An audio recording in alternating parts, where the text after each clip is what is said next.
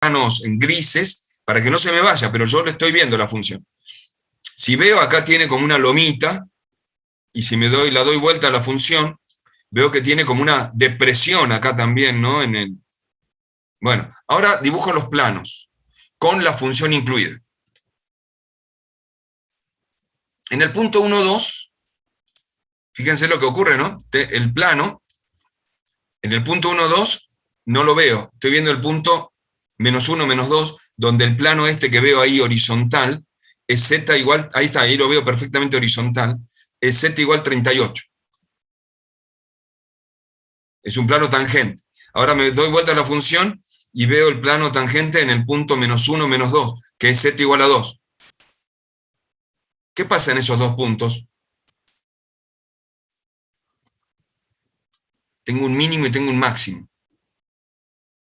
Porque los planos son, además de tangente, paralelo al z. ¿Sí? Son planos z igual constante. Paralelo son puntos de tangencia horizontal. Entonces, no solo el plano tangente me da la característica. Acá tengo el máximo, estoy viendo el máximo ahí, ¿ven? Ahí veo el máximo. Máximo relativo. ¿Ve que el plano es una línea ahí en el punto -1, -2, que es, y de z38? Acá este plano es una línea en z38. Ahí lo inclino un poquito y ahí lo veo, sigue siendo z38, pero es un punto de tangencia horizontal. Un máximo. Doy vuelta a la función, la voy girando de a poco, y cuando encuentro acá, ahí tengo un punto en z igual a 2, paralelo al plano que ven de la línea de abajo, z igual a 2, tengo un punto, ahí lo inclino un poquito, que hace de mínimo. Ahí la función tiene una depresión que es un mínimo, un pozo. Pero fíjense las dos características. ¿Qué le pasa a las características de los máximos y de los mínimos? ¿Qué le pasa a las funciones que tienen máximos y mínimos? Primero tienen planos tangencia horizontal. Análisis 1 también, ¿eh? Los planos de tangencia horizontal me daban máximos y mínimos. Cuando un plano tangente horizontal, y dijimos que un plano estaba definido por dos rectas, perpendiculares entre sí. Esas rectas eran las derivadas de la función en x y las derivadas de la función en y las llamábamos derivadas parciales. Si las dos rectas que definen al plano en el punto máximo y mínimo, ¿me siguen? Yo tengo un punto máximo, ahí estoy viendo el mínimo. En el punto mínimo que estoy viendo, en el punto mínimo, -1, -2, justo ahí, a propósito está puesto ese punto, tengo dos rectas que se cruzan, que se cortan, perdón, perpendiculares entre sí, ortogonales, que esas dos rectas son las derivadas parciales de la función con respecto a y con respecto a y. ¿Qué valor tienen en ese punto? 0. ¿Todos estamos de acuerdo que valen 0? Sí, valen 0. Las derivadas parciales en un punto máximo o mínimo valen 0. Y definen a un plano tangente. Y si las derivadas son rectas cruzadas así, y que son perfectamente horizontales, definen un plano horizontal. Por lo tanto, la condición para que exista un máximo o un mínimo es que las derivadas parciales sean 0, porque definen un plano tangente horizontal.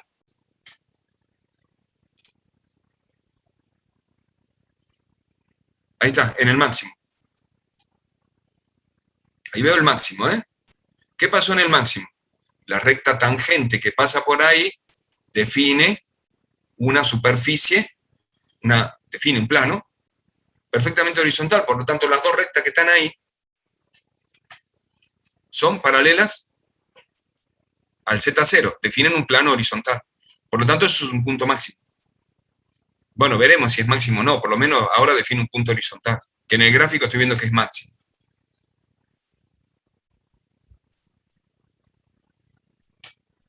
¿Van entendiendo qué puedo hacer yo con un plano tangente?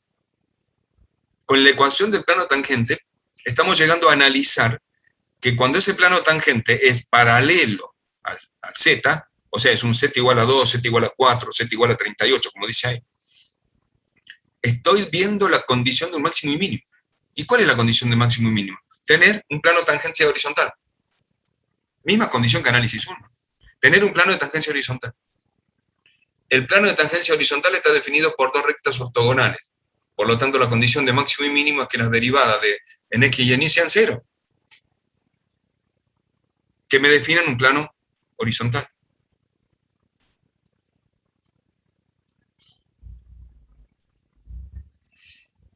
¿Cómo voy procesando eso en la cabeza? ¿Cómo lo voy analizando, no?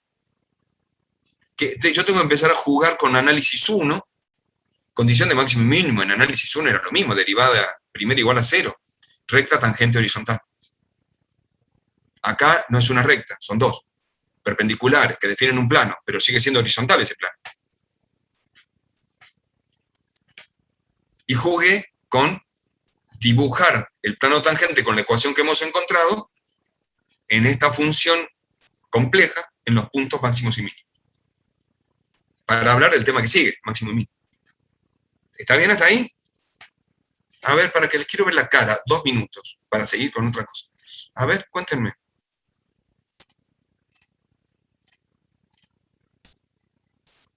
¿Cómo la ven? ¿Cómo la ven? Profe, una pregunta, porque lo vimos en el práctico también. Esa es la condición necesaria, pero faltaría la suficiente, ¿no? ¿Es así? Sí, por eso yo recién hice la aclaración. Yo casi me piso y meto la pata en lo que digo, y yo no soy de Sí. meter la pata con lo que digo lo justo. Dije, si tengo un punto donde el plano tangente me determina un plano horizontal, tengo un máximo o un mínimo. Eso es cierto. Lo que no sé, qué característica tiene, si es máximo o si es mínimo. Claro. Lo estoy viendo en Sí, el sí. gráfico, dije. Estoy viendo que es un máximo, porque lo veo en el gráfico. Yo ahí nomás me corregí, porque dije, estoy metiendo la pata. Si digo solamente que la condición es derivada primera igual a 0, No, pero se entendió porque también dijo que puede ser o no. Claro, y ahí después está para asegurarnos, digamos, de que sea o que no sea. además soy rápido hablando. Yo ahí nomás como, no, mi señora dice eso, no, eso está clarito. Lo importante Está es bien, eso. profe, gracias. ¿Sí? La condición, y la estoy verificando con el gráfico, pero bueno, la condición es de un plano tangente horizontal, es que la derivada en x y en y con respecto a x y y, evaluada en ese punto, me dé un plano de tangencia horizontal. ¿Sí? Y vuelvo a analizarlo. ¿Por qué es un plano de tangencia horizontal? Porque la recta en x, que es la derivada con respecto a x, evaluada en el punto, es un número. Y la recta en y, que es perpendicular, ortogonal ahí en ese punto, que también es un número, me define dos rectas horizontales, que me definen el plano que las contiene, que se llama plano de todas las tangentes que pasan por ahí, pero con dos me alcanza para definir el plano.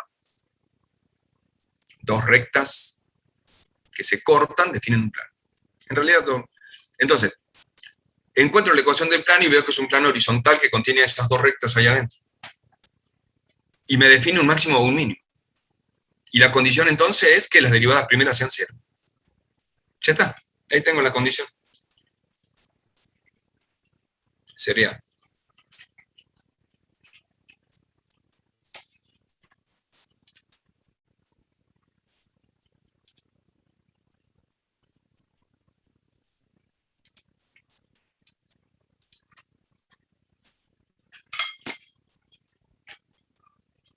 Qué pena ahí. ¿Qué volvimos a ver? La ecuación del plano tangente. Sí, profe. Bien, bien. No, porque a veces hablo, como a veces abro muchas pantallas y no hago bien la función de compartir pantalla en el Zoom, me queda abierto cualquier cosa y hablo de otra cosa que estoy viendo yo, pero no ustedes. Mate. Es fundamental esto. Y sin esfuerzo, de 83 kilos, sin esfuerzo, de 83 kilos llegué a 87. Sin esfuerzo, ¿eh? Así que ahora es mate con cereal. y caminata en la montaña. El domingo fuimos con mi señora y un grupo de amigos, éramos 13, caminamos desde la base del Uritorco hasta el dique Los Alazanes. 8 kilómetros para ir y un poco más, y 8 para volver también, y volvimos. Volvimos. Caminando por la montaña con una dificultad moderada, tampoco una locura, pero estuvimos 6 horas caminando, 3 para ir y lo mismo, poco menos para volver. ¿Conocen? ¿Les gusta caminar por la montaña? ¿Cómo es? No, yo estaba estudiando análisis. Muy bien, Moroni, porque sabíamos que esto iba a ser difícil. No, mentira, estaba haciendo ejercicio. Bien. Caminen Yo por la no montaña. tengo posibilidad de montaña, profe. ¿Dónde vive usted? La pampa es muy llana. La Pampa es muy llana, pero ahí está lindo para salir a andar a caballo, le digo en serio. Ahí está lindo para salir con el caballo a dar vuelta. Bueno, ¿estás en La Pampa ahora? Sí, estoy acá. Y cuando venga la presencialidad dentro de 4 años, ¿vas a volver a la facultad acá en Córdoba? Sí, me voy para allá porque son muchos kilómetros. Sí. Bueno, hay gente, un amigo mío se fue el fin de semana, el sábado, se fue a caminar por el río La Hornilla, acá en Julio César, arriba de en las altas cumbres. Según él iba a haber una cascada, como no lo vi todavía, no sé si la vio la cascada, pero hay que caminar por la montaña, está muy bueno. Los que podamos. Bueno, ahora que ya como que terminé este primer tema y les hice el recreíto, cambiemos un poco el chip. Pero antes de cambiar el chip, ¿vieron? Z menos Z0. ¿Cómo puse yo los planos en la ecuación que vimos y en los gráficos que vimos? Yo ponía Z igual a Z0 más todo lo que es derivada de la función valuada en X por X menos Y0. O sea, yo ponía así, Z igual. Eso se dieron cuenta, lo llamé T, H, los planos, no importa. Pero les ponía Z igual. Bien, entonces con esto puedo encontrar la ecuación de un plano, además me da la pauta de que si el plano es tangencia horizontal tengo un máximo, tengo un mínimo. Bien. Ahí tengo la ecuación del plano, ¿no? Ahí estamos en la ecuación del plano. Y ahora me animo a profundizar un poco más estas estructuras matemáticas. Estructuras. Voy a escribir el plano en forma implícita, despejando z menos z0, lo paso para este lado, y me queda igual a 0. O sea, me queda la ecuación de un plano en forma implícita. Era A por X menos X0 más B por Y menos Y0 más C. Bueno, no importa, era la ecuación de un plano, que de esta forma está puesto en forma implícita. Si tengo la función, bueno, en forma implícita, el A vale la derivada de la función de Z con respecto a X evaluada en P, y el B vale la derivada de la función parcial en Y evaluada en P, y el C vale menos 1, era el valor que tenía ahí ese valor. Si tengo la función que define a la superficie, no en forma explícita, sino en forma implícita, f de x y z igual a 0, ahí tengo en forma implícita, voy a calcularle las derivadas de z con respecto a x evaluado en p, que es la derivada de una función implícita. Voy a calcular la derivada de z con respecto a y evaluado en p como la derivada de una función implícita. Y estos cocientes los voy a reemplazar en la ecuación del plano. Entonces ahí tengo otra forma de ver la estructura de un plano tangente a una superficie. Si la superficie está puesta en forma implícita. ¿Bien? Ya sabíamos cómo calcular la derivada de una función en forma implícita, en X y en Y. Ahora puse la estructura dentro de un plano. Vamos a otra cosa. Si la estructura de la función está puesta como la derivada de la función en... el z está puesto implícito. Entonces la derivada de z con respecto me da de esta manera. A x con respecto a y me da de esta manera. Entonces yo puedo empezar a descomponer las derivadas. Dejo el menos en la parte de arriba, derivada de la función con respecto a x, derivada de la función con respecto a z. Por x menos x0, derivada de la función con respecto a y, derivada de la función con respecto a z, y menos y0. Y empiezo a despejar la derivada de la función con respecto a z, que está en los dos denominadores. Entonces la paso al otro lado. Pasa estas dos, saco como un denominador y lo paso al otro lado. Y me va a quedar z menos z0 por la derivada de la función con respecto a z, a x menos x0 por la derivada de la función con respecto a x, y menos y0 la derivada de la función con respecto a p. Esta función f es una función x y z igual a 0 que define al plano, define la función en forma implícita. Por lo tanto, ahora la ecuación del plano tangente en forma implícita va a estar dada así.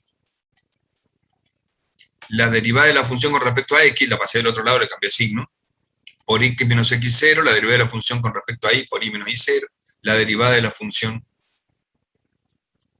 z con respecto a z, z menos z0. Y todas estas son derivadas parciales de una función implícita. Y ahí tengo, si la función superficie está en forma definida en forma implícita, el plano tangente ahora está definido también en forma implícita. Sigo con las estructuras. Yo podría haber puesto esta misma estructura en la ecuación del plano que calculamos, pero bueno, me quedo ahí. Sigo con las estructuras. Seguimos con la estructura. ¿Qué quiero demostrar ahora? ¿Qué es el diferencial de una función que lo estábamos viendo, que era lo que crecía el plano tangente o lo que decrecía el plano tangente a través del punto P? El diferencial de la función es esto que marco acá. Del punto T, que pertenece tanto al plano como a la superficie, si me desplazo un delta X, delta Y hasta el punto Q, lo que desciendo sobre el plano es el diferencial de la función. Bueno, vamos a demostrarlo eso. ¿Sí? Y para llegar a la función, ¿cuánto me falta? Un infinitésimo. Un pelito así. Un infinitésimo. De orden superior. Entonces el infinitésimo es la distancia que hay desde el plano hasta la superficie. Medido desde abajo, digamos. Si yo me paro en la superficie y miro para arriba, miro el infinitésimo. Si me paro en el plano y miro la horizontal que tengo hasta el punto T, miro el diferencial.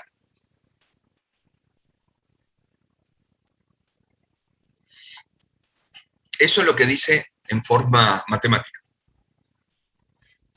A ver, siempre partimos de una cuestión. Mira, incremento igual a diferencial más infinitésimo. Diferencial, lo que está entre la llave, infinitésimo, lo que está entre la llave más chiquita. ¿Qué es el incremento? ZQ menos ZP. ¿Qué es el diferencial, el infinitésimo de orden superior? El ZQ sobre el plano menos el ZQ. Eso es lo que estoy midiendo. El ZQ sobre el plano menos el ZQ. La distancia que hay desde el plano hasta la superficie. Mido desde abajo del plano. ¿Qué es el diferencial? El ZQ del plano hasta el ZP. Lo miro desde arriba del plano. Eso dice ahí. Entonces el infinitésimo, ¿cómo lo miro? Y cómo miro el infinitésimo ahora en función de función. Así que, ¿qué es el infinitésimo? Es una ecuación que tiene derivadas en x y en y. Y representa una ecuación incremental del plano tangente. Representa la ecuación incremental del plano tangente. ¿Cuánto incrementa el plano tangente? ¿Por sobre o por debajo de la función? Porque puede crecer o decrecer. La superficie puede disminuir bajando, tengo una pendiente para abajo, una barranca, o puede crecer hacia arriba y va creciendo la función. Ese es el diferencial de la función. El entendimiento geométrico, ¿no? Desde el punto de vista geométrico. Y bueno, ahí está. Todo lo que podemos decir con ese mismo gráfico, ¿no? Ahí está. Eso es lo que ya dijimos. Bueno. Listo, punto. Tomémonos 2 minutos. Ah, perdón. ¿Por qué está en blanco? Porque recta normal lo van a ver ustedes. En el apunte y vean recta normal. La próxima clase lo revisamos. Pero, ¿qué tienen que ver de recta normal? Fundamentalmente, la relación con el gradiente. Fundamentalmente, la relación con el gradiente. ¿Qué es? Y yo se lo voy a preguntar en la próxima clase. ¿Qué es la recta normal en función del gradiente? ¿Qué ecuación tiene la recta normal? ¿Cómo saco la recta normal? ¿Eh? Y ahora nos tomamos un recreito hasta las 8 menos cuarto. 15 minutos y volvemos. Esto queda abierto. Ya saben la tarea, ¿no? Tienen que leer y a tomar apuntes de la recta normal y encontrar la relación que tienen con el gradiente y entenderla. ¿Volvemos en 15, les parece? Listo, profe, gracias. Despejen un poquito la cabeza y vuelvan. Yo caliento el agua. ¿Esto sería y 50? No, en 15. 8 menos cuarto volvemos. Yo planeé todo esto así. 8 menos cuarto volvemos. Ok, listo. Despejemos la cabeza y volvemos. Seguimos con otro tema, ¿no? Más fácil, es más fácil. El primer tema fue el difícil.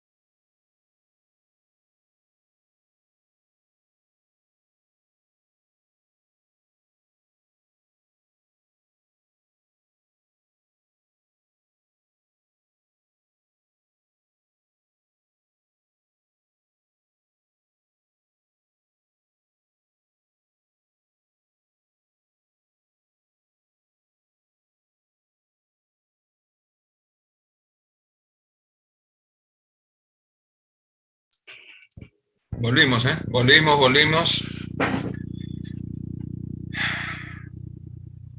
Se acabaron los videos de tangentes se acabaron los videos.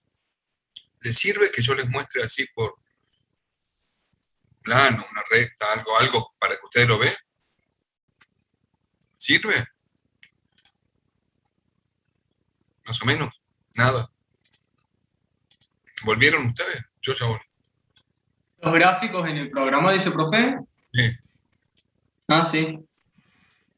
Sí, por lo menos a mí me queda más, después más fácil relacionarlo con los conceptos a lo mejor. Sí, para poder ir entendiendo algo, ¿no? Porque esto no es fácil. Nadie les dijo, Cepeda, Caterina, nadie les dijo que esto es fácil. Lo que estamos tratando de hacer con la gran dificultad que tenemos en la pandemia, con la gran dificultad, es que ustedes piensen, que puedan visualizar lo que estamos poniendo en matemática, en lenguaje. Esto es difícil que ustedes aprendan a pensar en otro lenguaje, ¿no? Porque obviamente ustedes piensan, y piensan bien, ¿no? Pero hacerlos pensar o desarrollar pensamiento sin presencialidad realmente es muy difícil. Así que tratamos de sacarle el máximo provecho a estos recursos. Obviamente no podemos volver a la facultad porque a 1 metro de distancia, bueno, hoy somos 25, qué sé yo, en un aula grande a lo mejor ustedes entrarían, pero cursos de 100 es imposible. Bueno, saben lo que tienen que hacer con la recta normal, ¿eh? Yo de cualquier manera alguna ayuda les voy a poner ahí en el apunte. 3 cosas les tengo que subir. Los gráficos del plano tangente, el otro gráfico del plano tangente y los gráficos de las ecuaciones de máximo y mínimo. Así trabajamos la próxima clase con ese tipo de ecuación. Bueno, ahora, como ya hicimos el recreo, que era esta diapo en blanco, que me daba el pie para seguir con que ustedes terminen recta normal, con este mismo desarrollo y con este mismo criterio, ¿eh? Con el criterio de que si yo tengo una función este dibujo me sale bien porque es lo único que sé hacer, y si trazo una recta, un plano z igual constante, ¿no? Si le trazo un plano z igual constante a esta función, vamos a ponerla más bonita poniendo algunas x, y, z, y acá tengo un plano z constante a la función, ¿no? Por lo tanto encuentro una curva que es la intersección de la superficie con el plano constante. Lo bajo al plano y encuentro una línea de nivel. Esto se llama superficie de nivel, es la intersección, y esto es una línea de nivel. En un punto, P del dominio, X, Y, cuando grafiquen, ustedes grafiquen en esta forma, siguiendo lo que van hablando. Tengo una recta tangente que pasa por el punto P y una perpendicular a esa recta tangente en la dirección G. Acá formo 90 grados. Entonces el gradiente es perpendicular a la curva de nivel en cada punto. Y la recta normal, bien, a partir de este concepto, calculen y dibujen recta normal, etc. Y esas otras cuestiones, ¿eh? Se los dejo por ahí. Si yo tengo una función, vamos a ver, el puntapié inicial es tener una función, sacar las derivadas de orden superior y después encontrar el teorema de Schwarz, que me dice que las derivadas parciales son iguales, pero ¿por qué? El tema es por qué. ¿Eh? El tema es por qué. Entonces tengo una función, el tema difícil ya lo vimos, el tema de pensamiento. Ahora vemos un tema un poco más sencillito. La función z continua, el punto P, saco las derivadas en el entorno del punto P, y puedo ver que, por ejemplo, son funciones derivables y siguen siendo continuas. Por ejemplo, si la función es 3x cubo y cuadrado, una superficie cúbica, ¿no? Es como una sábana que tiré arriba de la cama y me quedó la ondulación, entonces eso es una superficie cúbica. como la cúbica que vimos recién de máximo y mínimo. Del estilo, esto es capaz que sea más fácil. Yo le puedo sacar a esta función sus derivadas. Y a esas derivadas sus derivadas. Eso es lo que hice acá. Está en el apunte, no copian. N1 se llama orden de derivación, el primer orden. N2, segundo orden. N3, tercer orden. La primera derivada sería la derivada de z con respecto a x y la derivada de z con respecto a y. Si derivo z con respecto a x, 3 por 3, 9x cuadrado, y cuadrado. Esta es una función en x y en y. Si derivo z con respecto a y, es 3x cubo por 2y, 6x cubo y. Esta es una función en x y en y. Que tanto la función 1 en x y en y, como la función 2 en x y en y, son funciones de x y de y que admiten derivadas. Son funciones de x y de y que admiten derivadas. O sea que puedo seguir calculando las derivadas. Entonces a la función 1 la derivo con respecto a x, y a la función 1 la derivo con respecto a y. Y eso va a ser la derivada de la función, derivada segunda de la función con respecto a x dos veces, 18x y cuadrado. O la derivada segunda de la función con respecto a y con respecto a x. Primero con respecto a x, después con respecto a y. 18x cuadrado y. Son distintas, ojo, son distintas. Pero si la calculo en este orden, o si la calculo en el otro orden, como la función 2 es una función en x y en y, admite dos derivadas, la derivada de la función 2 con respecto a x y la derivada de la función 2 con respecto a y. Esas dos derivadas serían la derivada de la función, derivada segunda de la función con respecto a y luego con respecto a x, y la derivada segunda de la función con respecto a y dos veces. Con respecto a y dos veces, 6 por 6x cubo, y la derivada de y es una constante, 6x cubo. Pero con respecto a x, es 18x cuadrado y, igual que la anterior. Esto es lo que Schwarzman veía que me daba igual. Si tengo la derivada de tercer orden,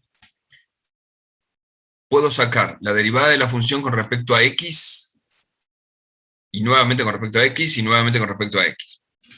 Lo llamamos función 7. La derivada tercera de la función con respecto a x dos veces, y ahí una vez. La derivada tercera de la función, una vez con respecto a x, una vez con respecto a y, otra vez con respecto a x.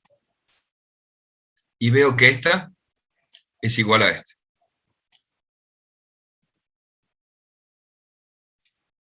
Y si derivo la derivada tercera de la función con respecto a x una vez y a y dos veces, es 18x cuadrado. Y es igual a la derivada de la función con respecto a y, con respecto a x y después con respecto a y, 18x cuadrado. Esto también se daba cuenta Schwarzman y decía, algo está pasando con estas derivadas. Que no importa el orden de caminar en la derivación, siempre encuentro derivadas parciales cruzadas iguales. Fíjate, la derivada tercera de la función en y dos veces y una vez en x es la misma que la derivada parcial en una vez en x, dos veces en y.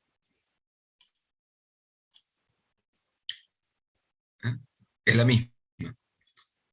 ¿Qué hay de eso de diferente? Fíjense, es la misma que esta también. 18x cuadrado. ¿Cómo se obtiene este 18x cuadrado? Primero derivando la función una vez en x, ¿no? Veamos la de 18x cuadrado.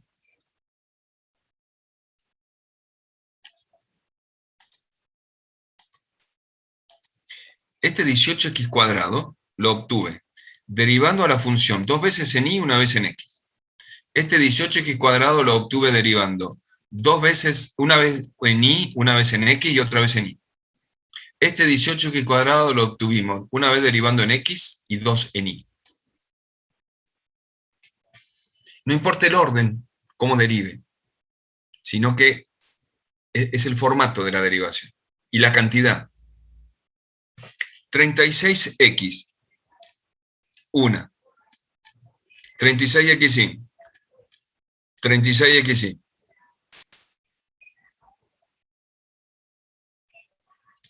Son 3 porque el orden es 3. Porque es como derivar primero en x 2 veces y en y 1. ¿No? Primero una vez en x, una vez en y y otra vez en x. Después una vez en y y 2 veces en x.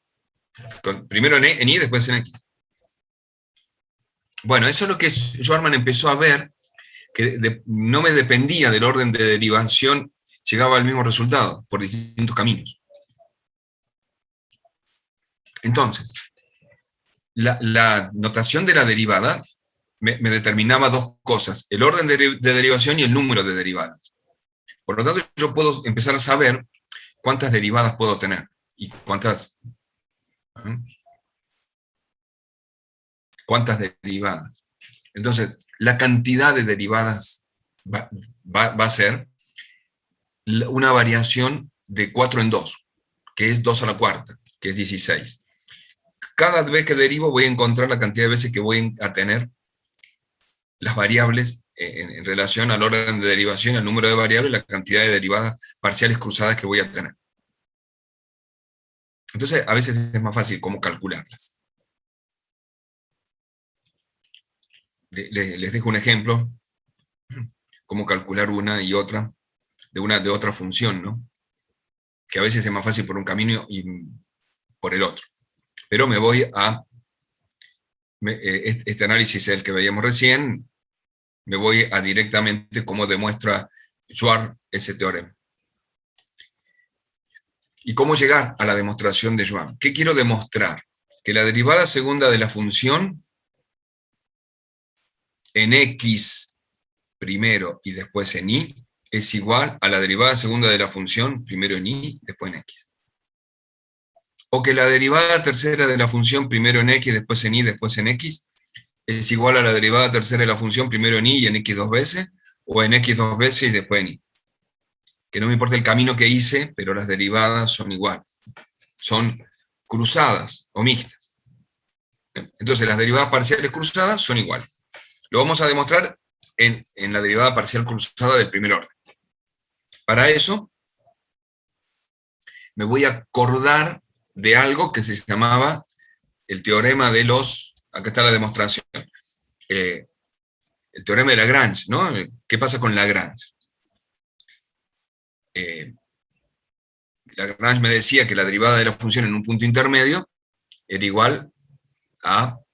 Bien, eso es lo que me decía Lagrange en la derivación de primer orden. Es algo que ya aplicamos. Lagrange ya lo teníamos como aplicado, pero ahora no lo quiero escribir para que lo piensen. Ahí es exprofeso. No quiero escribirlo, quiero que lo piensen. ¿Qué me decía Lagrange como incremento, ¿no? Que era igual a una derivada en términos de incremento. Pero vamos a usar un procedimiento de esta manera. Yo sé que cuando lo vemos, la pantalla que ustedes están viendo, qué complejo, de qué se trata todo esto. Pero cuando lo explique lo que es, van a ver que es sencillo. No dije fácil, dije sencillo. El incremento de una función es la función incrementada, x más delta x y más delta y, menos la función sin incrementar. Ya vimos lo que era incremento. Función incrementada menos función sin incrementar. El incremento debido a x es la función incrementada solamente en x con y constante menos la función sin incrementar. El incremento de la función debido a solamente a y es la función en x sin incrementar y más delta y menos la función sin incrementar. Si yo formo con estas tres variables una función auxiliar, que es la importancia de esto, formo una función auxiliar, que puede ser del formato que yo quiera la función auxiliar.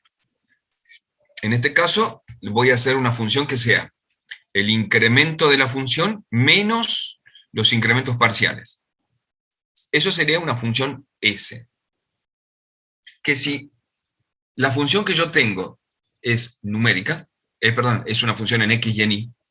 Cuando yo hago los incrementos y los valúo, el incremento en Z es un número, el incremento de Z debido a X es un número, y el incremento de Z debido a Y es un número. Es como que primera parte, hasta máximo y mínimo, vimos incrementos. A partir de los incrementos y del diferencial empezamos a desarrollar un montón de cuestiones. O dicho de otra manera, para demostrar un montón de cuestiones utilizamos los incrementos y el teorema de Lagrange. Los Lagranges, que le dicen los libros. Entonces, voy a armar esta función auxiliar. El mecanismo de la función auxiliar se utiliza mucho en la demostración de los teoremas. De hecho, el teorema de Ruhl, de la primera parte de análisis 1, el teorema de Lagrange, el de Cauchy, el de los elementos finitos, todos se utilizaban a través de una función auxiliar A. Acá se llama S. Bueno, función incrementada menos función sin incrementar, incremento de la función. Menos, entre paréntesis, entre corchetes porque tiene signo menos, incremento de X. Función incrementada debido a la variable de X. Menos función incrementada debido a la variación de Y. Ahora le quito los menos, este cambia de menos pasa a más, este de menos pasa a más, y voy a armar esto de otra forma. Voy a rearmar estos sumandos de otra manera. Me fijo que menos f de xy más f de xy se me va. Entonces me queda 1, 2, 3, 4 términos. Los puedo armar de la forma que de dos caminos. Con un primer camino voy a demostrar una cosa, con un segundo camino voy a demostrar otra. El primer camino que voy a armar es la función incrementada menos el incremento de la función debido a X. Por un lado. Y por otro lado voy a poner la función, no le pongo corchete acá porque tengo un signo menos que me está molestando, pero es todo esto. Es la función, el incremento debido a Y menos la función sin incrementar, o más la función sin incrementar. Entonces, como veo acá que tengo un incremento, también lo cambio. Este lo paso para acá como positivo y este lo pongo para allá como negativo. Los conmuto un poquito para poder armarlo de la manera que a mí me interesa. Así, como la primera ecuación. Así, como la primera ecuación. ¿Qué me dice la primera ecuación? Que tengo la función incrementada en X y en Y, y le resto la función solo incrementada en X. Menos, lo armé de manera que me quede un menos, la función incrementada solo en Y, menos la función sin incrementar. Y ahora analizo. ¿Qué es este corchete? Que Schwarz lo llamó g de x. Es una función de variable x. ¿Por qué de variable x? Es una función de x. Y fíjate, se mueve. La función más delta i se mueve hasta i. Hasta i. Mientras x permanece constante. Así que quiere decir que es una función de g de x más delta x.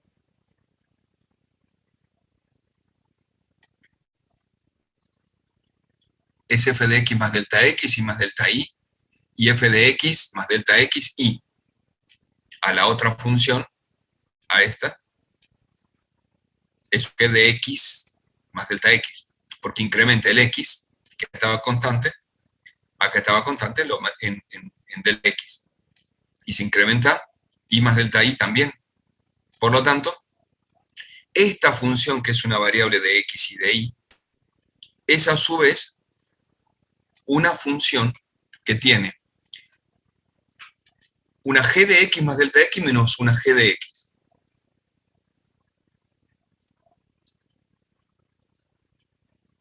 Por lo tanto, es un g de x más delta x menos un g de x.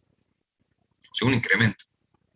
Como tengo una variable que incrementó x más delta x menos g de x, esto según Lagrange es el incremento delta x por la derivada de la función valuada en un punto intermedio entre x y de x más delta x. Pero, a su vez, la derivada de la función con respecto a x es, me fijo del otro lado, en este término, aplico Lagrange otra vez. ¿A qué es igual? A la variación de los incrementos como derivada, pero ahora en x, porque se movió la función en x. Entonces quiere decir que la función en ese xy es de dos veces variaciones. Apliqué dos veces. Una es delta x por la derivada de la función menos la derivada de la función valuada en x, en un x intermedio. Bien. Por lo tanto, acá hay otro tema también. Cuando yo tengo la derivada de la función en x, pero que se mueve en y, menos la derivada de la función en x de y, acá pasa de x de y más y a delta y a y. De y más y a delta y. De y más delta y a y pasa. ¿Qué quiere decir? Que en el medio tengo una función derivada, incrementada, menos una función sin incrementar.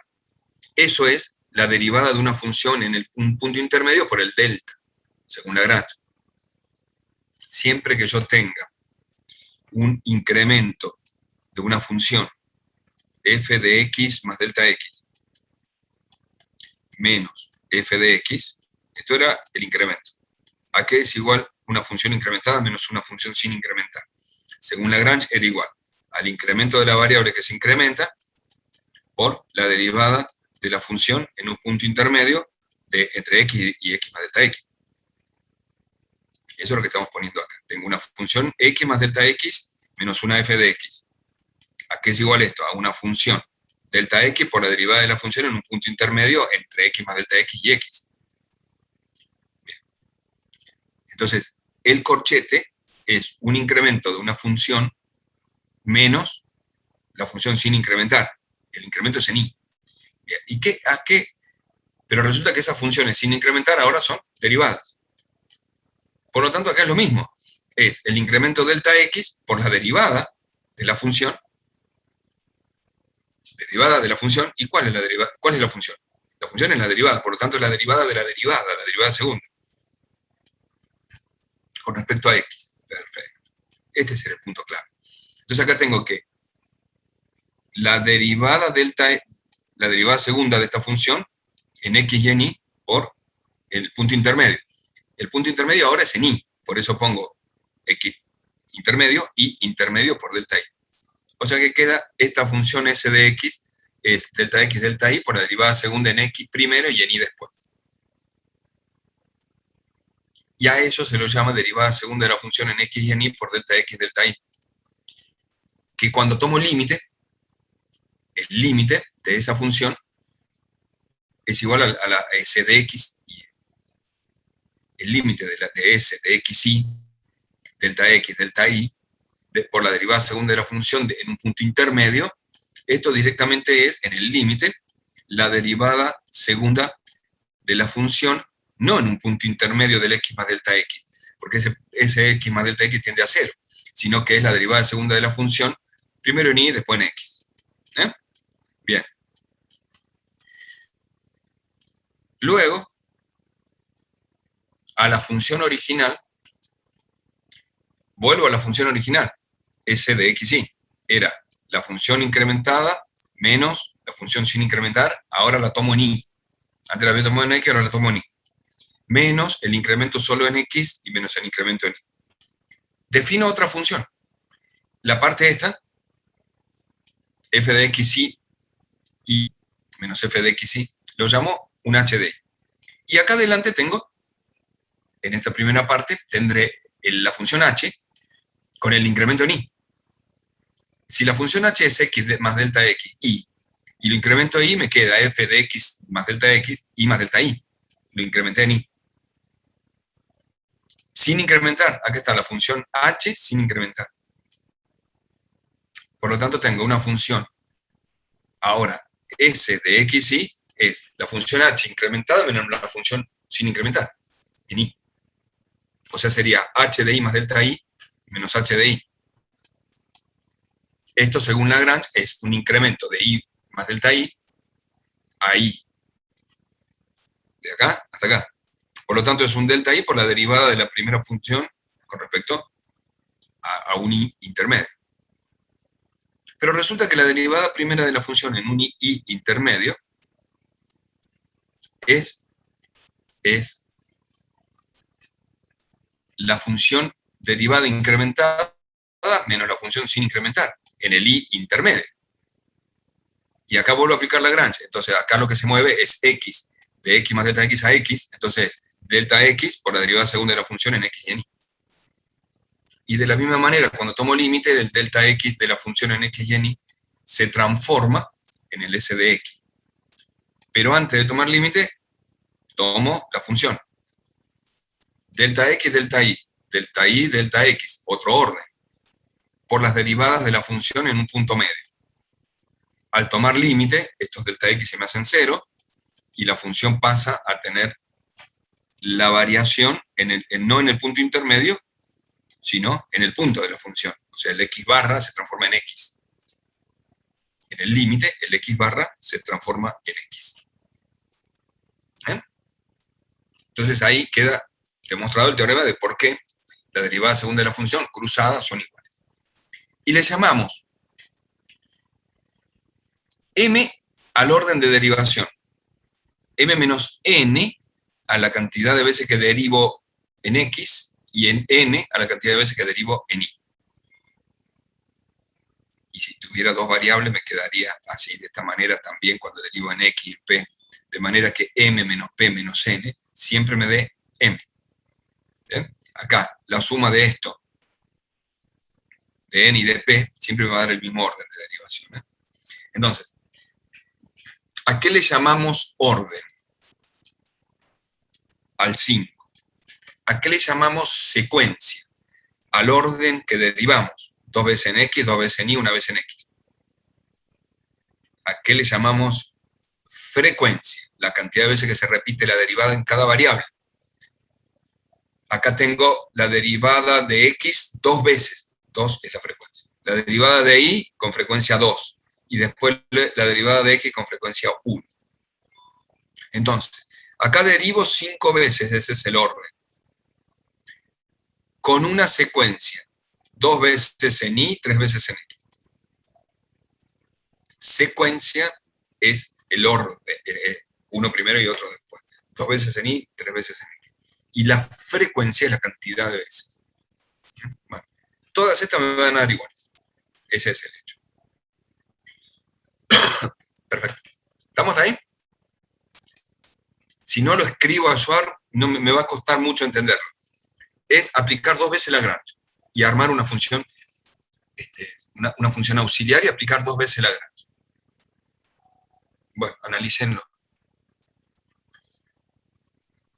Nosotros habíamos dicho, vamos a ver otra cuestión, el diferencial de orden superior. Este es más fácil, mucho más fácil, ¿viste? Viene de mayor a menor con los temas. El teorema de Schwarz hay que empezar a deducirlo, ¿no? ¿Cuál es la función auxiliar y todo eso? Yo les propongo que lo escriban, que lo puedan ver y que puedan analizar. Diferencial, y me remonto a la herramienta fundamental de estas primeras 4 clases, 5 clases, que es el incremento. Tengo una función, z igual a f de x, y voy a calcular el incremento. El incremento es la función incrementada en x y en y, menos la función sin incrementar. Y eso es igual al diferencial de la función más los infinitésimos de orden superior. Hoy lo aplicamos 3 veces a ese concepto. Me fijo solamente en el diferencial de la función.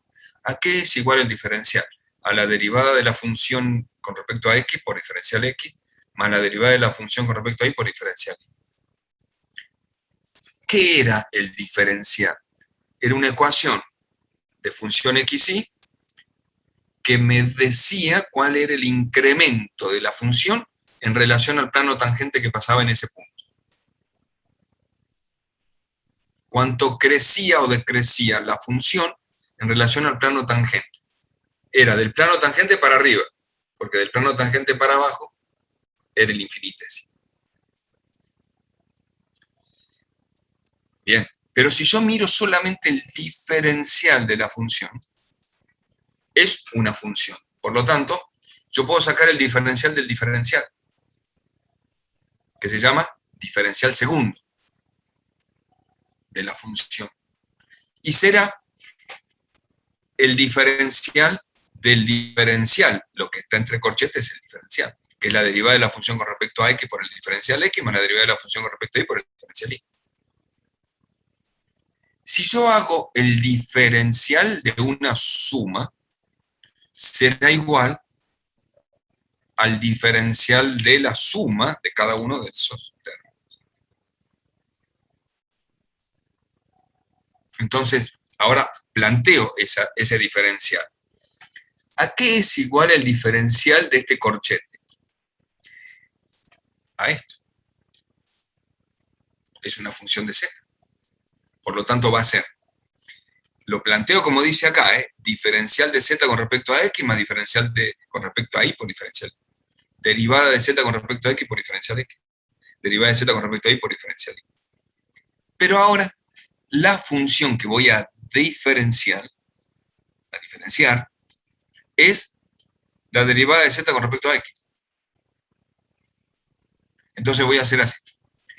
Derivada de z con respecto a x de la función que yo tengo, por el diferencial x. Derivada de y derivada de la función con respecto a y por diferencial y, de la función que yo tengo.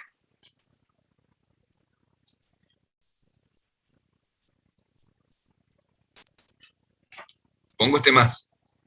Es uno solo de estos que están acá. Ahora voy a derivar esta función. Esta función la voy a diferenciar. ¿Cómo calculo una diferencia? Un diferencial. Es la derivada de la función con respecto a x por el diferencial x más la derivada de la función con respecto a y por el diferencial y. Bien, vamos al primer término. La derivada de la función con respecto a x, derivada de la función con respecto a x por el diferencial x, más la derivada de la función, lo que está entre corchetes, con respecto a y por diferencial y. Sigo armando. La derivada, veo este término, derivada de la función con respecto a x y luego con respecto a x otra vez. Esto es la derivada segunda de la función con respecto a x dos veces. Por diferencial x es diferencial de x cuadrado. Ahora la derivada de la función con respecto a y de esta función, que es con respecto a x, será la derivada segunda de la función con respecto a x con respecto a y. Porque primero estaba el x. Por el diferencial x diferencial y. Más. Acá sobra un más, ¿no? Se dan cuenta que sobra un más. No es que sea más puntito suspensivo y sigue toda la cadena. No, no. Sobra un más. La derivada de la función de z con respecto a x con respecto a y es la derivada de segunda de la función con respecto a y ahora con respecto a x. Aquí está. Por el diferencial de y, por el diferencial de x, en ese orden. Ahora la derivada de la función con respecto a z,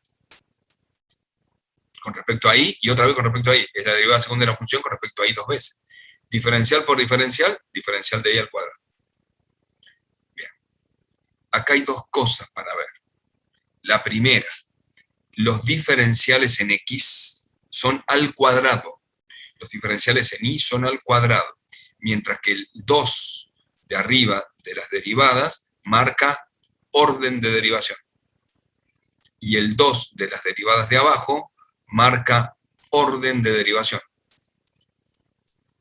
Como las derivadas en x y luego en y, o la derivada segunda en y luego en x son iguales, y multiplicar diferencial x por diferencial y es lo mismo que multiplicar diferencial y por diferencial x. Acá sumo estos dos términos y me queda 2 veces la derivada segunda de la función con respecto a x y con respecto a y. Y armé la estructura de una diferencial segundo de z. ¿Cómo es entonces el diferencial segundo? Es la derivada segunda de z con respecto a x dos veces por el diferencial de x al cuadrado, más 2 veces la derivada segunda de la función con respecto a y con respecto a x, por el diferencial de x diferencial y, más la derivada segunda de la función con respecto a y dos veces por el diferencial de y al cuadrado. Tiene una estructura parecida al cuadrado de un binomio. Era el cuadrado del primero, más dos veces el primero por el segundo, más el cuadrado del segundo. Así que el diferencial lo puedo asimilar al cuadrado de un binomio. Si fuera al cubo, sería como volver a diferenciar el diferencial segundo. Que sería, si esto es el diferencial segundo, yo lo diferencio. Y cuando lo diferencio, encuentro, una vez que hago todo el proceso, encuentro diferencial tercero de la función. Es la derivada tercera de la función con respecto a x tres veces. Por el diferencial de x al cubo. Más tres veces esta derivada por el diferencial de x cuadrado, diferencial de y. Más tres veces esta derivada por el diferencial de x, diferencial de y cuadrado. Más, o sea, tengo el cubo de un binomio. Tengo el cubo de un binomio. Entonces yo puedo armar que el diferencial enésimo de una función es como armar el cubo de un binomio o el binomio elevado a la n, cuyos términos son derivadas de z en x por diferencial x más la derivada de z en y por diferencial y elevado a la n. Nada más que ese n me está diciendo otra cosa. Esto en matemáticas se llama algoritmo, porque el n no es un exponente ahí. El n me está diciendo el orden del diferencial. Diferencial de orden n. El n, cuando yo aplico el algoritmo del cuadrado, del cubo, del binomio de Newton, lo que estoy usando es, cuando el n va a la derivada, estoy hablando de orden. Cuando va al diferencial, estoy hablando de potencia. Pero me sirve el algoritmo para armar el formato de lo que es un mecanismo para encontrar el diferencial de orden n de una función z. Diferencial de orden n de una función z. Y el diferencial de orden 0 de la función z. Y el diferencial de orden 1 de la función z. Y el diferencial de orden 2 de la función z.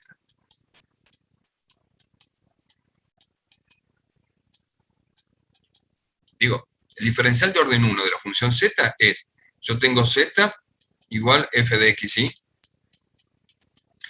y el diferencial de orden 1 era derivada parcial de z con respecto a x por el diferencial de x más la derivada parcial de z con respecto a y por el diferencial y.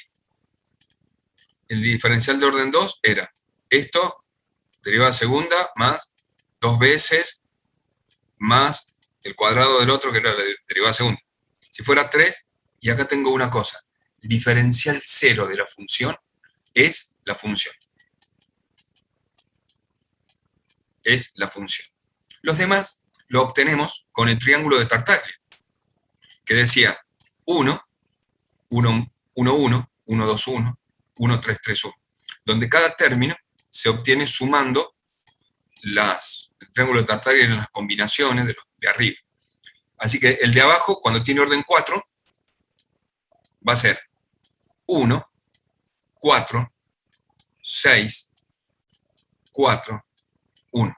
Siempre los términos de afuera son 1. Y los de adentro se obtienen de esta manera, sumando 3 más 1, 3 más 3, 3 más 1 y el 1. Y veo que tengo, si tengo n, tengo un término. Si tengo 1, tengo 1 más 1. Derivada y derivada, acá está. Tengo un término y otro. Si tengo 2, tengo 3 términos. Si tengo 3, tengo 4 términos. Si tengo 4, tengo 5 términos.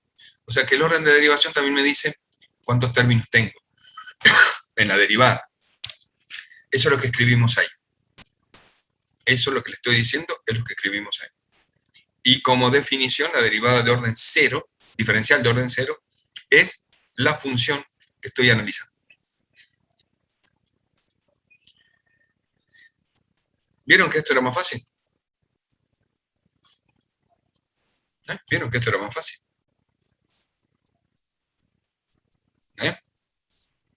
¿Vieron ejercicios de diferenciales superiores?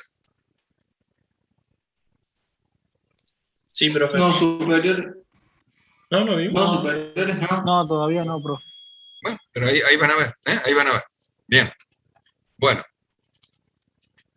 Salgo de acá, descarto todo esto, este tema ya lo tienen que estudiar ese punto de cómo era, la recta normal y recta tangente, ese tienen que estudiarlo, recta normal y recta tangente, y ya que vimos un poco de análisis,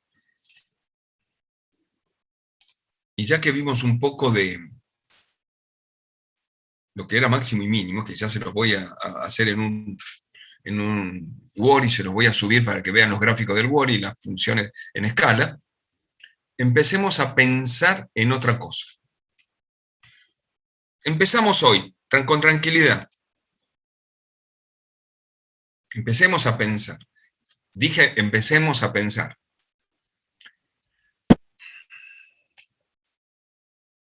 Y lo seguimos la próxima clase. No quiere decir que esto lo tengamos que resolver hoy y ni nada, porque en realidad lo que vamos a ver es serie de potencias y extremos de dos variables, y de las dos series de potencia Taylor y Maclaurin, vamos a ver la serie de Taylor como importante. Y después vemos los extremos de función de dos variables. Yo me quiero remontar un poco qué quiere hacer Taylor y qué quiere hacer Maclaurin, ¿no? ¿Qué son las series de potencias? Cuéntenme qué saben de series de potencias. No me cuenten tanto, de a uno hable por vez. ¿Qué les parece a ustedes? A ver, cuéntenme. Yo ahora sí les veo la cara a cada uno. ¿Qué es una serie de potencias? 2x cubo más 3x a la cuarta más 5x a la sexta. Eso es una serie, es una suma. Y de potencia porque tengo las x elevado a una potencia, con un coeficiente anterior. Eso es una serie de potencias. Pero, ¿qué quiso hacer Taylor?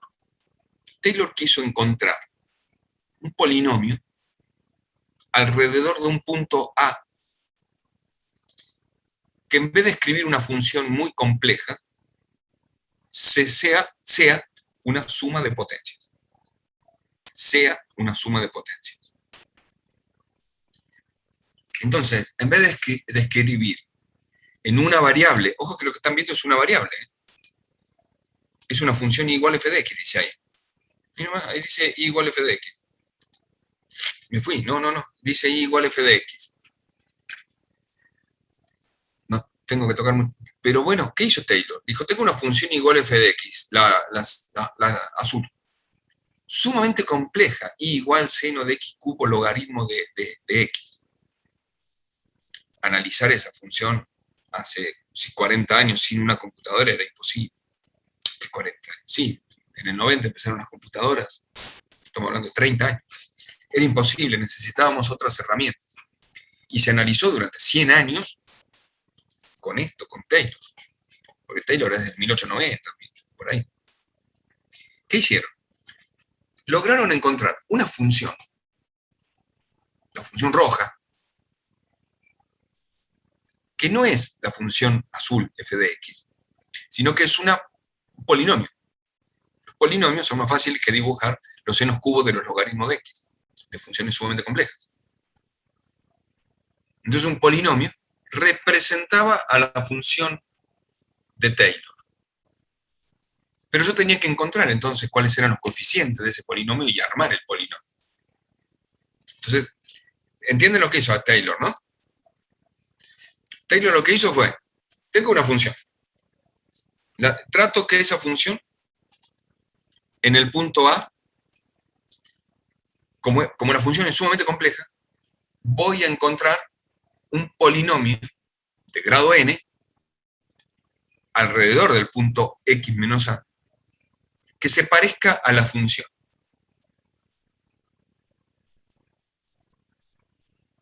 Y que cada término que yo le vaya poniendo se parezca más a la función. Ese polinomio lo llamo polinomio aproximante, más un término complementario que después con el tiempo, Taylor lo llamó término complementario, con el tiempo se llamó resto de Taylor. Resto de Taylor, por eso es T. Así que, ¿qué hizo Taylor? Encontró que una función f de x es igual a un polinomio aproximante, más un resto, más un poquito más que no sabemos qué es. Pero cuanto más n le ponga a la suma, más cerca voy a estar, el polinomio aproximante más cerca va a estar de la función. Yo te diría que en el límite, en el infinito, el polinomio aproximante es la función, pero dibujada de otra manera, escrita de otra manera. O sea que si yo tengo una función igual logaritmo del seno de x cubo, sumamente compleja para graficar, para ver, para analizar, y de alguna manera la transformo en 2x cuadrado menos 5x cuarta más 4 tercios x sexta más no sé qué, que lo llamo resto. Yo lo voy a llamar resto R de Ricardo, más un resto de x. Voy a decir, che, esta función que tengo, muy difícil de analizar, si yo la analizo a través de un polinomio y de un resto, va mejor. Y el polinomio tiene la forma de un coeficiente y x menos algo, en este caso x menos 0. En el caso de acá abajo que lo escribí, es x menos a. Si es x menos a, el polinomio que estoy analizando está alrededor del punto A. Si es x menos 0, lo estoy analizando alrededor del punto 0. ¿Y quién lo analizó alrededor del punto 0? Maclaurin. Por eso la serie de Maclaurin sale de la serie de Taylor cuando A vale 0. Alrededor del punto 0. ¿Y por qué digo alrededor? Porque el polinomio va a tener un valor parecido alrededor del punto. Parecido.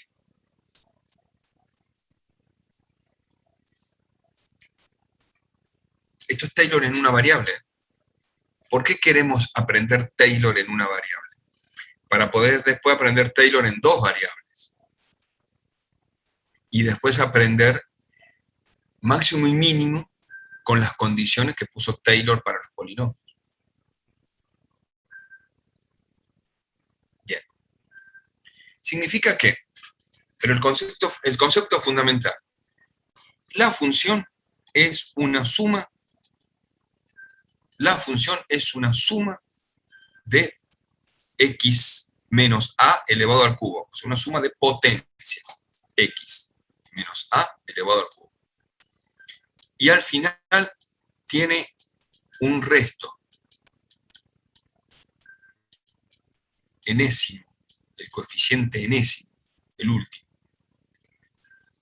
Puede ir con signos alternados la serie, sin signos alternados, después veremos. Pero lo importante es que tengo un polinomio aproximante más un resto. Entonces, ¿cómo aproximar la función? Taylor dijo que tenía un coeficiente a 0 más 1 a 1 por x menos a, más 1 a 2 por x menos a al cuadrado, a 3 por x menos a al cubo, y así hasta el término último. El último término le llamó resto. Pero no sé los coeficientes. Si yo supiera los coeficientes, me quedaría muy piola la función y ya sacaría la función. Sería como la forma que puse arriba. El logaritmo seno cubo es 2x cubo menos 5x cuarto. Es mentira, no es eso. Yo estoy poniendo un ejemplo, ¿no? ¿Alguno creyó que era eso? No, no. Después vamos a ver ejemplos. Hoy no quiero aturdirlos más que lo que voy a aturdirlos ahora. Bien. Entonces el polinomio, si yo supiera cuánto vale la 0, la 1, la 2, la 3, la n, los coeficientes del polinomio, tendría el polinomio. Entonces, tratemos de encontrar cuánto vale el coeficiente. Taylor planteó esto. Taylor planteó que al polinomio, que era igual a la función, lo voy a derivar. Derivada primera, derivada segunda, derivada tercera, derivada enésima. Cuando derivo por primera vez la derivada de una constante a 0, es 0, se me va. Me queda a1 por la derivada de x menos a es x. Perdón, la derivada de x es 1, me queda a1. A2 por x menos a al cubo es a2 por el 2 por x menos a la primera. A cubo, el coeficiente a cubo, por x menos a al cubo es el exponente por la constante, por la base al exponente menos 1. 3 menos 2, 3 menos 1, 2. Y así, sigo con todos los términos y sería exponente por la constante a n, por la base al exponente menos 1. Cuando derivo por segunda vez, la derivada de a1 es 0. Y entonces derivo 2a2 por x menos a. La derivada va a ser 2a2, porque la derivada de x menos a es 1. Más 3 por 2, 6 por a cubo x menos a al cuadrado, que quedaría x menos a la primera. Y así cada término. Y llego a la derivada enésima de cada término. Y Taylor se dio cuenta que si a cada una de las derivadas la evaluaba en el valor x igual a, por ejemplo, en la primera derivada, todos los términos que tienen x igual a acá, hasta este, cuando yo le pongo a acá en vez de x, ¿cómo me quedan todos estos términos? A menos a, 0. A menos a, 0. Al cuadrado, 0. A menos a, 0. A la n menos 1, 0. Por lo tanto, la primera derivada evaluada en 0, en a, me da a 1. La segunda derivada evaluada en a, se me van todos los términos que tienen a, y me queda 2 veces a 2. La tercera derivada evaluada en a, se me van todos los términos que tienen a, y me queda a 3. Y así. Entonces, cuando empezó a evaluarlas, a la función la evaluó en a y encontró a 0. A la derivada primera la evaluó en a y encontró a 1. A la derivada le encontró a 2. A la derivada tercera le encontró a 3.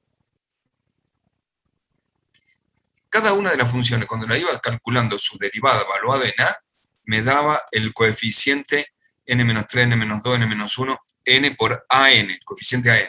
Y de acá podía despejar a n. De acá podía despejar a 3, de acá podía despejar a 2, de acá podía despejar a 1. Y de esto obviamente me daba a 0.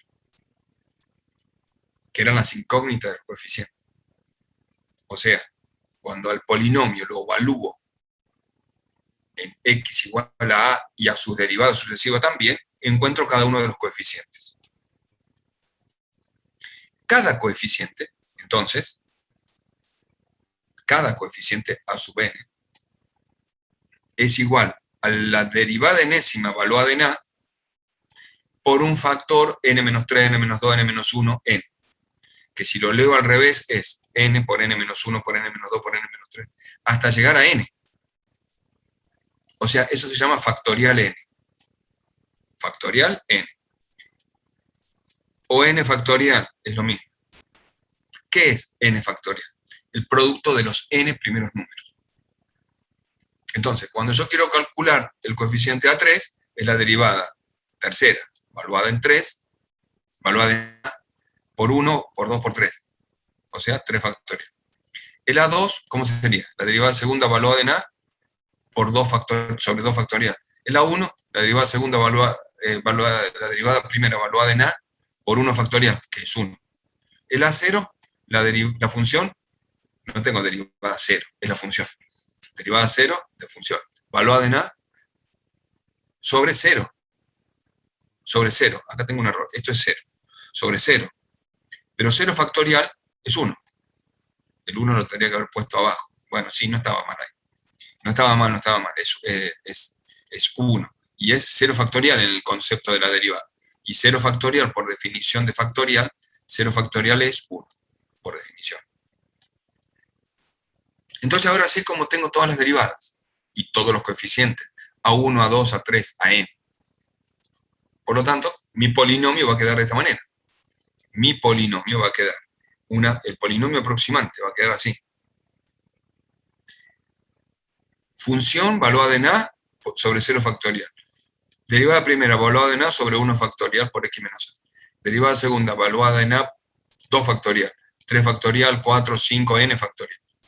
Derivada primera, derivada segunda, derivada tercera, derivada cuarta, derivada enésima valuada en a.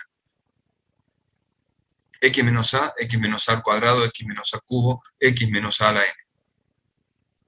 Ese es el polinomio.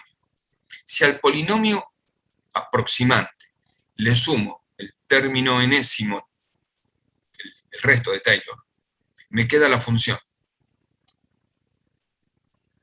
Me queda la función. Que a eso quería llegar, a la función.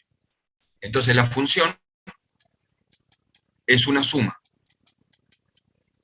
Es una suma de P derivadas enésimas valuadas en A sobre n factorial o factorial n por x menos a la n más un término último de Taylor que se llama resto. Profe, Sí, ¿de dónde sale el n factorial? porque si empiezo la función valuada en a sobre 0 factorial, la derivada primera valuada en a sobre 1 factorial, la derivada segunda en a valuada 2 factorial, la derivada tercera en a 3 factorial, la otra derivada cuarta valuada en a 4 factorial, la otra derivada quinta valuada en a por 5 factorial, la derivada n sobre n factorial. Claro, Ahí. pero, o sea, ponerle la derivada 0 factorial, o sea, ¿de dónde sale eso? Me voy acá. Fíjate que cuando empiezo a derivar, acá me queda 1 por A0. Luego me queda el A1 por 2. En el otro término me queda el A1 por 2 por 3. En el otro término me queda el A1 por 2 por 3 por 4. De ahí empiezo a armar los factoriales. Quiere decir que el término enésimo va a ser n-2, n-3, n-2, n-4, n-3, n-2, n-1 por n, por el término enésimo. ¿Bien? Así, de ahí sale. De ahí sale el concepto de lo que es el factorial.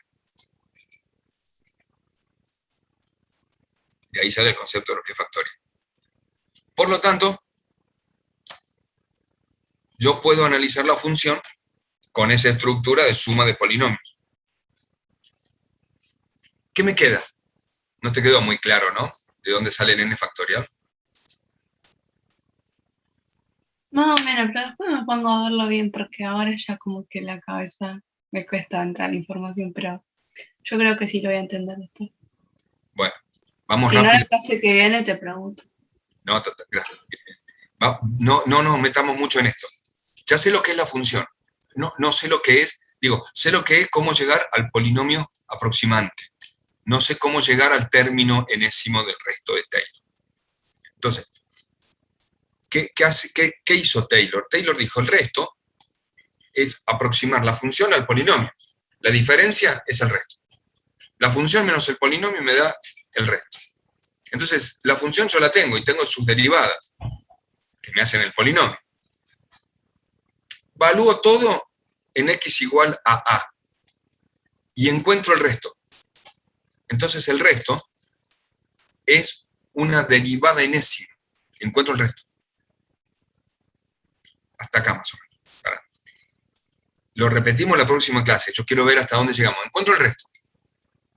Después de encontrar el resto, aplico el formato de lo que es diferencial de la función. Y entonces la función me queda una sumatoria de n factoriales de las derivadas o diferenciales enésimos valuado en a, más el resto. Este es el formato que dijo Taylor para poder armar una función. Y hasta acá llegamos. Taylor dijo, en vez de armar la función f de x, voy a armar una sumatoria de, y ahí está la suma. La próxima clase hacemos ejemplos de esa suma, para encontrar distintas funciones.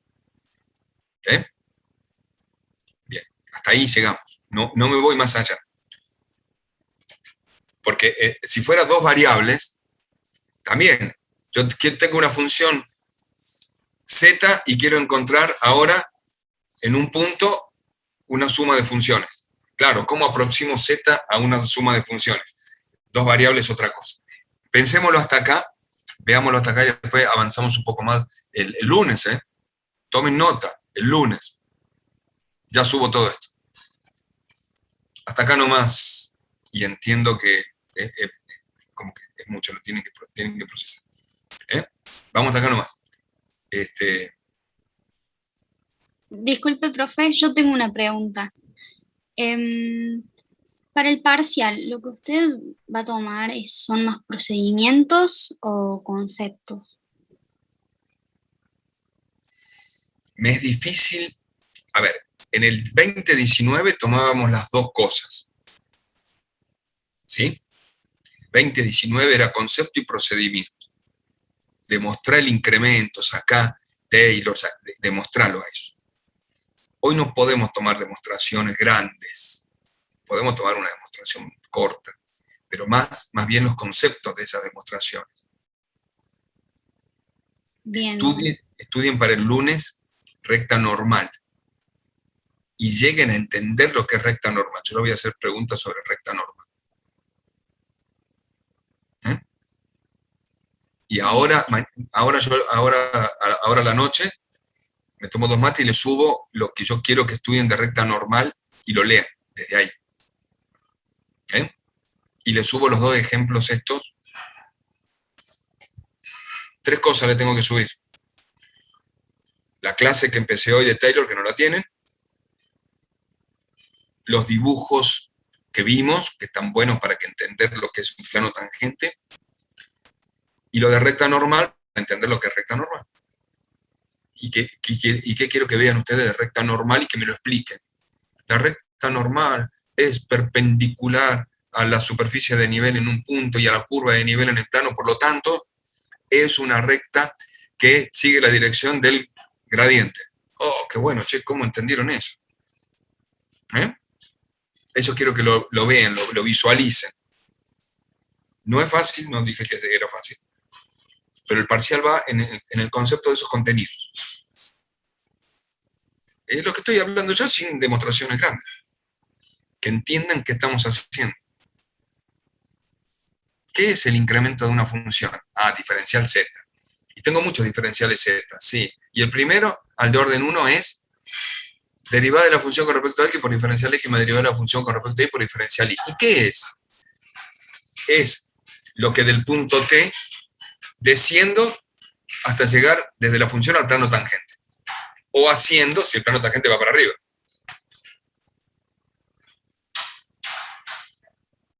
Y el infinitésimo orden superior es lo que me falta del plano tangente hasta llegar a la función. Es mirar el plano tangente desde abajo del techo para abajo, hasta la función. Esos conceptos tienen que meterse en la cabeza. No, repasé un poco la clase. Y si me preguntan, desde incremento y Lagrange, creo que apuntamos a demostrar, a pensar y a todo esto desde esos 2 lugares, desde incremento y Lagrange. Con incremento demostramos la mitad de las cosas. Bueno, hasta acá llegamos. Media hora y les subo todo. Lean recta normal. Chao chicos, suerte. Gracias.